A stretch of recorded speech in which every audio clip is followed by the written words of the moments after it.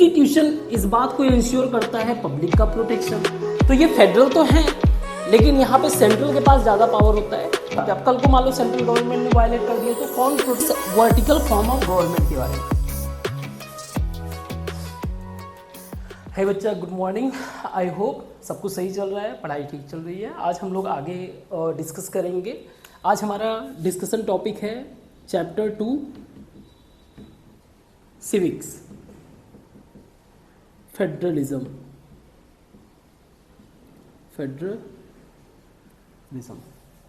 So basically हम लोगों ने चैप्टर 1 पावर शेयरिंग के बारे में पढ़ा था। पावर शेयरिंग ये उसी का एक तरीके के सब फॉर्म है, तो हम लोग इसको समझने की कोशिश करेंगे।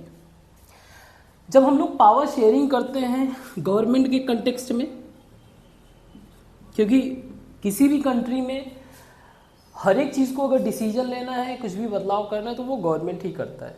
ठीक है, तो गवर्नमेंट में पावर को शेयर करना, क्योंकि गवर्नमेंट जो पावर को एक्सट्रैक्ट करता है वो करता है पीपल से।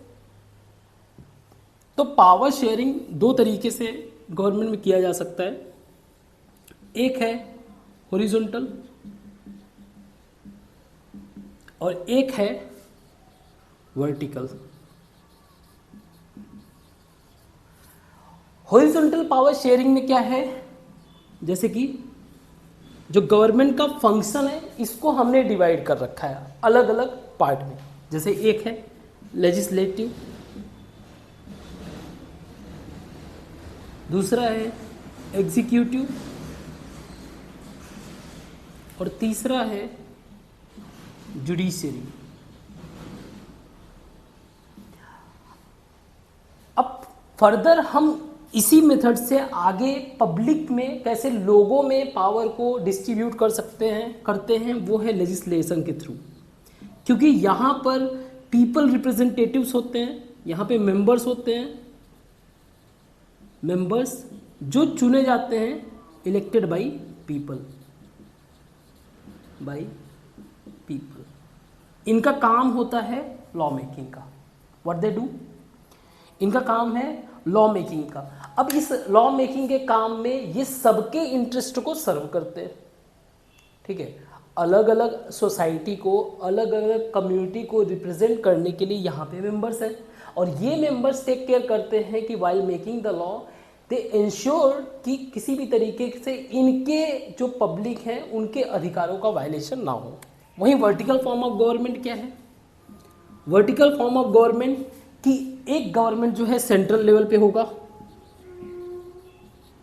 सेंट्रल लेवल पे, दूसरा गवर्नमेंट स्टेट लेवल पे, और तीसरा अगर कहीं, वैसे तो दो ही मेन है, सेंट्रल या फिर बोल लो आप रीजनल दूसरा। तो जो आज का हमारा टॉपिक है, जो हमारा चैप्टर है, वो डील करता है vertical form of power division, that is federation. हर एक लेवल पे आपको ये वाला फॉर्म मिलेगा। जब आप सेंट्रल लेवल पे रहोगे इस तरीके से डील करोगे, वहां पे भी लेजिस्लेशन मिलेगा, और वैसे ही स्टेट लेवल पे। तो फेडरल का मतलब क्या है? बेसिकली ये एक लैटिन वर्ड फोइडस से बना हुआ है, जिसका मीनिंग होता है ट्रीटी। ट्रीटी कह लो या फिर एग्रीमेंट कह लो।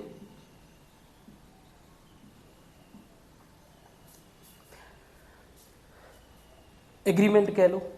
ISM अगेन कई बार मैं बोलता हूं, it's a kind of ideology, कि इस थियरी का इस्तेमाल करेंगे। तो इसका कैसे इस्तेमाल हुआ कि एक कंट्री में अलग अलग रीजनल लोकेशंस हैं, उनके बीच में एग्रीमेंट होना, एग्रीमेंट होके एक बड़ा कंट्री फॉर्म करना, वी कॉल इट फेडरलिज्म। तो अब इसको समझने के लिए हम लोग आगे छोटे छोटे स्मॉल रीजन्स बनाते हैं। सपोज करिए एक रीजन ये है, एक ये है, 3, 4 एंड 5। अब ये पांचों रीजन आपस में डिसाइड करते हैं कि हम लोग आपस में एक एग्रीमेंट करेंगे। ठीक है, सभी आपस में एक एग्रीमेंट करेंगे और हम अपने लिए एक गवर्नमेंट फॉर्म करेंगे जो हम सभी के लिए एक डिसीजन लेगा। हम अपना रीजनल डिसीजन तो अपना लेंगे ही, साथ में एक सेंट्रल गवर्नमेंट बनाएंगे जो, तो कह सकते हैं फेडरलिज्म का अगर डिफिनीशन बनाए, it is a form of government based on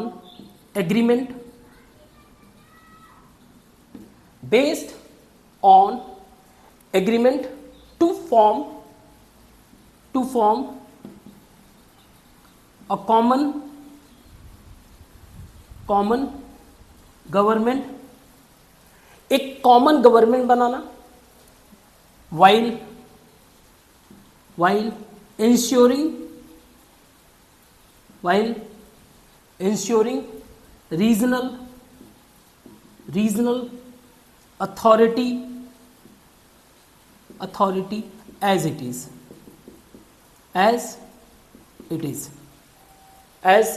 or as it was। तो ये डिफिनीशन, अगर हम किसी भी कंसेप्ट को अच्छे तरीके से समझ ले तो डिफिनीशन कुछ भी बना सकते हैं, कोई इशू नहीं है, बस वो मीनिंग एक्सट्रैक्ट होना चाहिए जो फेडरलिज्म का हम लोग मीनिंग समझ रहे थे अभी। क्लियर है? तो जो फेडरलिज्म अभी हम लोग डिस्कस कर रहे हैं वो बेसिकली किस बारे में डिस्कस कर रहे हैं, इस वर्टिकल फॉर्म ऑफ गवर्नमेंट के बारे में। तो इसमें एक बात तो क्लियर है कि फेडरलिज्म में एक बात तो फिक्स मिलेगा, वो है minimum two layer of government, इतना तो मिलेगा ही मिलेगा। अब इसका एग्जांपल भी डिस्कस कर लेते हैं।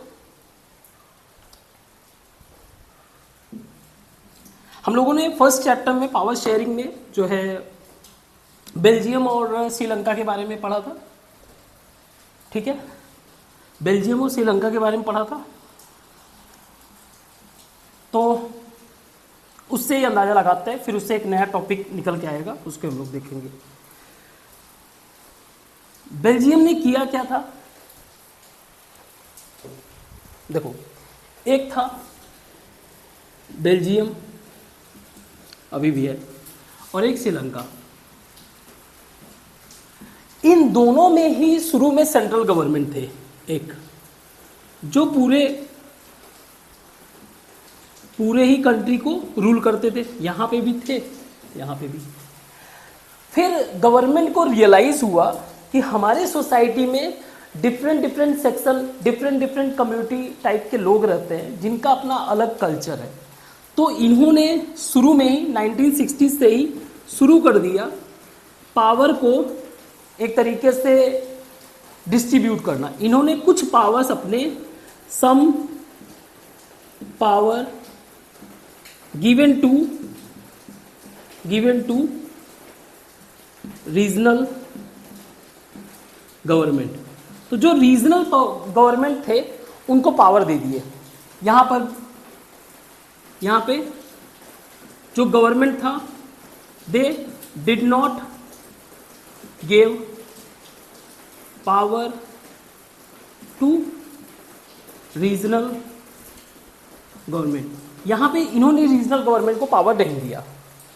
अब एक बात को समझिए, ये रीजनल को पावर दिए तो कभी भी ये ले भी सकते हैं, बात समझ लो। इन्होंने रीजनल गवर्नमेंट को, सेंट्रल गवर्नमेंट जो बेल्जियम का था, इन्होंने रीजनल गवर्नमेंट को पावर दिए, ये कभी भी उसे छीन सकते हैं ना। तो अभी तक दिस फॉर्म ऑफ गवर्नमेंट इसको बोलते हैं, यानी कि एक ही गवर्नमेंट है जो पूरा रूल कर रहा है,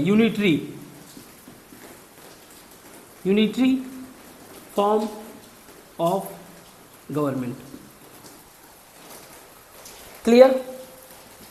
बाद में इन्होंने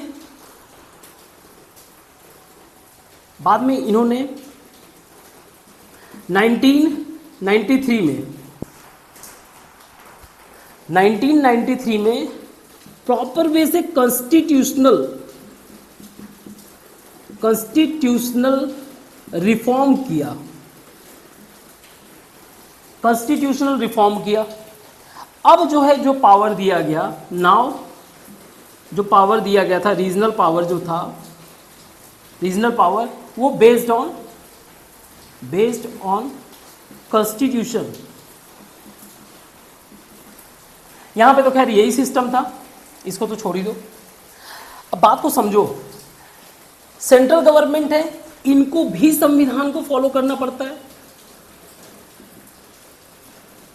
और जो रीजनल गवर्नमेंट है इनको भी संविधान को फॉलो करना पड़ रहा है। तो अब जो है, अब का जो सिचुएशन है, रीजनल गवर्नमेंट नॉट, यहां पर इस वाले पोजीशन पे regional government not subordinate to central government. Subordinate नहीं है मतलब ये नहीं कि वो बड़े हैं उनके पास ही पूरा अधिकार है, ऐसा कुछ नहीं है। इस तरीके के गवर्नमेंट को बोलेंगे फेडरल गवर्नमेंट। सो फेडरल गवर्नमेंट के फीचर्स में क्या एक बात हुई, एक तो सबऑर्डिनेट नहीं है, दूसरा सेंट्रल गवर्नमेंट में गवर्नमेंट के होने के लिए क्या होना जरूरी है, संविधान, कॉन्स्टिट्यूशन होना जरूरी है। क्लियर? तो आज अगर हम लोग फेडरल गवर्नमेंट की बात करें तो बेल्जियम फेडरल गवर्नमेंट है, यूएसए फेडरल गवर्नमेंट है, इंडिया फेडरल गवर्नमेंट है, वहीं श्रीलंका यूनिटरी गवर्नमेंट है, फ्रांस यूनिटरी गवर्नमेंट है। वहां पे अगर रीजनल गवर्नमेंट को कोई पावर भी दिया जाएगा तो subordinate as central government works as a higher authority, subordinate उन ट्रीट करेंगे और उनको जो भी रिस्पॉन्सिबिलिटी दिया जाएगा उनको फॉलो करना पड़ेगा। ठीक है, अब आगे हम लोग features of federal government discuss करते हैं। की फीचर्स के बारे में बात करने का मतलब ये कि अगर मान लो कोई कंट्री है, वो कह रहा है कि वो एक फेडरल कंट्री है, तो इसके फीचर्स क्या होंगे, कैसे हम लोग पहचानेंगे कि वो फेडरल है। तो सबसे पहला फेडरल का मतलब ही ये है कि वहां पे एक सेंट्रल गवर्नमेंट होगा, एक सेंट्रल अथॉरिटी होगा, दूसरा स्टेट, रीजनल, लोकल कुछ भी हो सकता है। तो एक बात तो क्लियर है कि एक गवर्नमेंट नहीं, दो से तो ज्यादा चाहिए, means there must be more than, या ऐसे कह लो मोर और equal to 2 level of government. 2 level के गवर्नमेंट तो होने ही चाहिए, 3 हो 4 हो कोई इश्यू नहीं है, होना चाहिए। अब जो 2 लेवल के गवर्नमेंट हैं, ठीक है, उनका एक सर्टेन स्पेसिफिक वर्क होगा, सर्टेन रीजन मतलब कि सर्टेन रीजन होगा, जिस सर्टेन पॉइंट्स होंगे जिन पे उनको वर्क करने पड़ेंगे। तो क्लियरली उनके जो वर्क रीजन है वो डिवाइड होने चाहिए, means jurisdiction clearly divided. Means jurisdiction का मतलब एरिया ऑफ वर्क। जैसे अगर सेंट्रल गवर्नमेंट है, सेंट्रल गवर्नमेंट को ये दे दिया गया कि चलो फॉरेन से कैसे रिलेशन रखना है ये आप देखो, ठीक है, फॉरेन से कैसे रिलेशन रखना है ये आप देखो। स्टेट वाले को रिस्पॉन्सिबिलिटी दे दिया कि पीपल के वेलफेयर के लिए काम करो, आप पीपल के वेलफेयर पे फोकस करो। तो सबका एरिया जो है अच्छे से डिवाइड कर दिया। अब ये जो डिवीजन ऑफ वर्क है, इसको प्रॉपर वे से कहाँ पे मेंशन करेगा, वैसे हवा में तो रहेगा नहीं। सो एक रिटन कॉन्स्टिट्यूशन होना चाहिए, रिटन कॉन्स्टिट्यूशन, जहां पे इनके काम के बारे में लिखा हुआ है ना, the must be a written constitution, जो इस बात की गारंटी करता है कि देखो आप सेंट्रल गवर्नमेंट हो, आपका जो एरिया ऑफ स्फेयर है वो यहाँ पे लिखा हुआ है, आप इस रीजन में वर्क करो, और जो स्टेट गवर्नमेंट है आप इस मैटर पे वर्क करो। Written constitution. अब अगर मान लो कल को सेंट्रल गवर्नमेंट का मन हुआ कि जो है जो स्टेट गवर्नमेंट के पास कुछ अथॉरिटी वो मैं ले लूँ, ठीक है, तो इस कंडीशन में आप संविधान में बदलाव इतना इजी वे से नहीं कर सकते। तो यहाँ पे ये भी बात होना चाहिए, नॉट easy या कह सकते हो unidirectional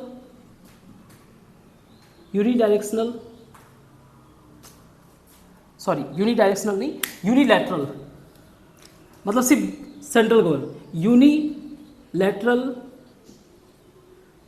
change in constitution not allowed. किसी सेंट्रल गवर्नमेंट, अगर आपको संविधान में इस मुद्दे से लेकर कुछ बदलाव करना पड़ेगा तो स्टेट से कंसल्ट करना ही पड़ेगा। इतना इजी नहीं है कि आप ऐसे ही बदलाव कर लो। क्लियर है बात? तो ये बातें तो देखनी होगी। खास बात ये है कि संविधान को जब भी हमारे कॉन्स्टिट्यूशन की बात करते हैं तो कॉन्स्टिट्यूशन में लिखी हुई बातें, अब कल को मान लो सेंट्रल गवर्नमेंट ने वायलेट कर दिया तो कौन प्रोटेक्ट करेगा, कौन चेक करेगा? दैट इज द रीजन न्याय के लिए जुडिशरी का इंडिपेंडेंट होना बहुत जरूरी है। इंडिपेंडेंट जुडिशरी का इंडिपेंडेंट होना बहुत ही ज़्यादा जरूरी है फेडरल गवर्नमेंट में। ठीक है, ये हो गया। फेडरल फॉर्म ऑफ गवर्नमेंट है, सर्टेन ऑब्जेक्टिव होता है। इस तरीके के गवर्नमेंट का ऑब्जेक्टिव होता है, ऑब्जेक्टिव ये होता है कि एक तो इस तरीके के गवर्नमेंट की जो यूनिटी है, नेशनल यूनिटी, ये स्ट्रांग होती है। समझो, नेशनल यूनिटी ये स्ट्रांग होता है। साथ में ये गवर्नमेंट ये भी इंश्योर करता है रेस्पेक्ट टू डाइवर्सिटी, कि जो different form of culture of people living in this country, they have completely authority to take action on their own। अपने से रिलेटेड जो भी एक्शन लेना है उनको जो है पूरी की पूरी अथॉरिटी रहता है। तो ये इन बातों को एक तरीके से डाइवर्सिटी, यानी कि वाइल लॉ मेकिंग ये इस बात को इंश्योर करता है कि उनकी बातों को भी रिस्पेक्ट दिया जाएगा। क्लियर है? तो ये था की features of federal government. Federalism का जो फॉर्मेशन है वो पूरी तरीके से डिपेंड है किसी भी कंट्री के हिस्ट्री पे, वो किस तरीके से रहते थे, किस तरीके का उनका ओरिजिन था, क्या उनका पास्ट था, उसके बेस्ड पे ही जो है फेडरेशन फॉर्म हुआ। तो अगर मैं कहूँ टाइप्स ऑफ फेडरेशन के बारे में, टाइप्स ऑफ फेडरेशन मीन्स कैसे फेडरल गवर्नमेंट कैसे बन सकता है, तो दो तरीके से आप मेजर कह सकते हो। एक मेथड है coming together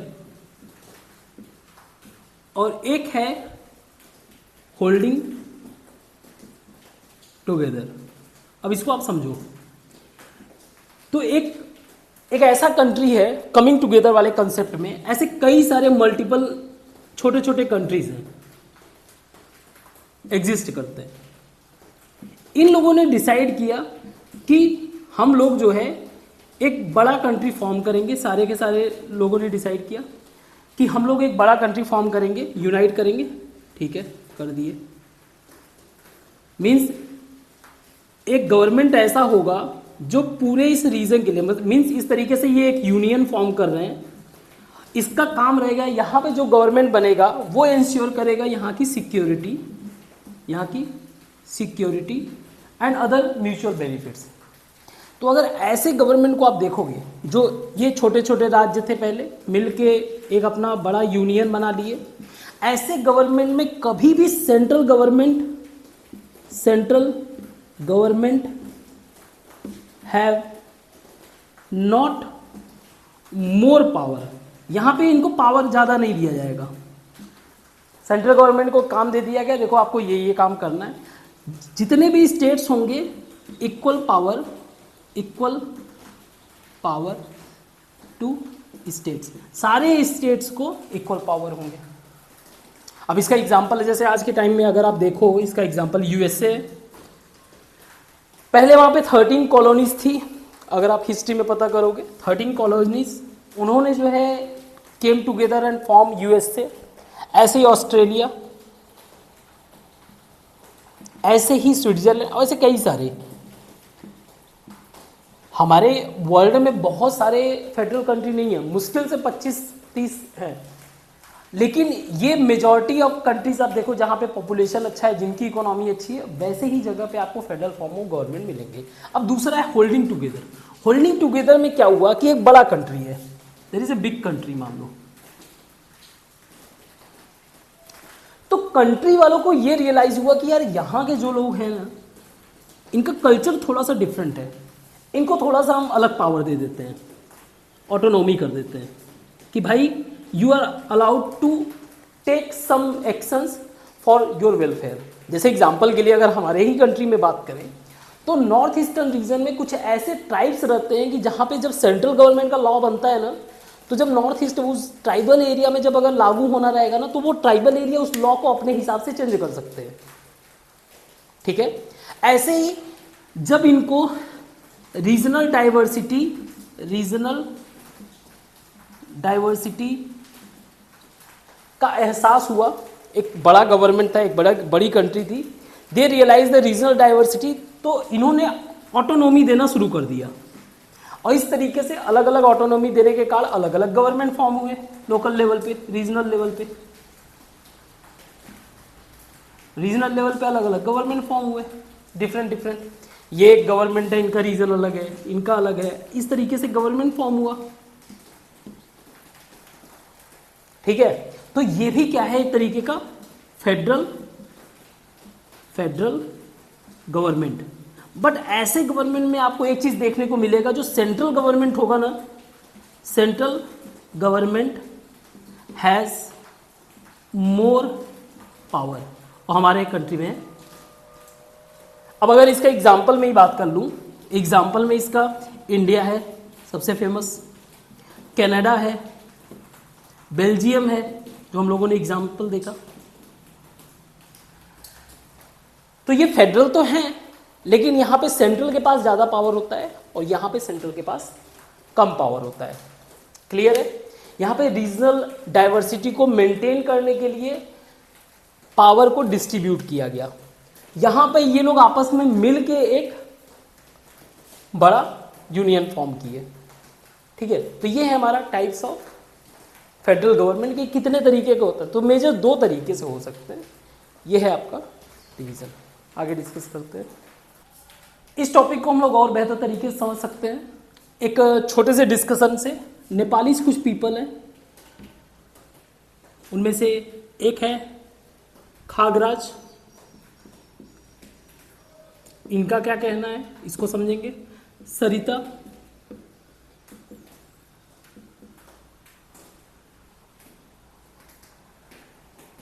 Babulal, Ganesh. Federalism पे डिस्कशन हो रहा था, तो इस पे इनके क्या कमेंट्स थे, इससे ये क्लियर होगा कि फेडरलिज्म को समझना, मतलब ये क्लैरिटी होनी चाहिए कि एग्जैक्टली फेडरलिज्म है क्या। इनका ये कहना है कि यार मुझे फेडरलिज्म कम अच्छा है, इससे अच्छा तो इंडिया के अंदर जो रिजर्वेशन सिस्टम है ना, वो सही है। रिजर्वेशन सिस्टम से जो सीट का डिस्ट्रीब्यूशन है ना, सीट डिस्ट्रीब्यूशन, वो बेस्ट है। अब प्रॉब्लम ये है कि जब हम लोग फेडरलिज्म की बात करते हैं, देखो एक है हॉरिजॉन्टल फॉर्म ऑफ गवर्नमेंट, एक है वर्टिकल फॉर्म ऑफ गवर्नमेंट। ठीक है, जब हम लोग फेडरल गवर्नमेंट की बात कर रहे हैं तो यहां पे लेवल ऑफ गवर्नमेंट की बात कर रहे हैं, सेंट्रल, स्टेट, अलग अलग लेवल के गवर्नमेंट। वहीं जब हम लोग हॉरिजॉन्टल फॉर्म ऑफ गवर्नमेंट की बात कर रहे हैं तो वहां पे लेजिस्लेटिव, एग्जीक्यूटिव और जुडिशरी। तो सीट डिस्ट्रीब्यूशन इनको दिया गया है रिजर्वेशन के बेस्ड पे, इससे इसका कोई मतलब है ही नहीं। तो इनका जो कंफ्यूजन है ये पूरी तरीके से गलत है। फेडरलिज्म का सोशल जस्टिस, ये रिजर्वेशन जो दिया हुआ है सोशल जस्टिस, सोशल जस्टिस से कोई मतलब है ही नहीं। इवन फेडरलिज्म और भी ज्यादा इंश्योर करता है सोशल जस्टिस को। सरिता का कहना ये था, सरिता ने ये पॉइंट रखा कि देखो यार, ये जो फेडरलिज्म का कंसेप्ट है ना, इनका डिस्कशन चल रहा था फेडरलिज्म, ये जो फेडरलिज्म का कंसेप्ट है ना, वो बिग कंट्रीज के लिए ही है। छोटे मोटे हमारे जैसे नेपाली कंट्रीज के लिए क्या ही फेडरलिज्म होगा, तो ये भी गलत है। हम लोगों ने एग्जाम्पल देखा बेल्जियम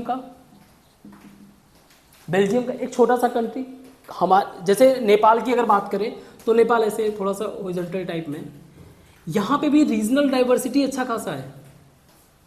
उन रीजनल डाइवर्सिटी को अगर ये लोग ध्यान दें, उनको अथॉरिटी दें, तो काफ़ी कुछ वहाँ पे ही प्रॉब्लम सॉर्ट आउट हो जाए। बाबूलाल का कहना ये था, ये अगर ये नेपाल कंट्री है तो इसका जो ये सदर्न रीजन है उसको बोलते हैं तराई रीजन।